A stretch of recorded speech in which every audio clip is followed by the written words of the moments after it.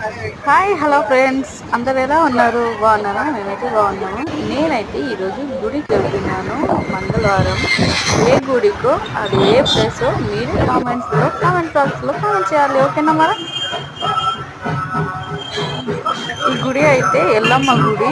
చాలా బాగుంటుంది, చాలా స్పెషల్ కూడా. ఇక్కడ మంగళవారం, ఆదివారం, శుక్రవారం అయితే ఫుల్ మంది ఉంటారు ఎనీ టైం.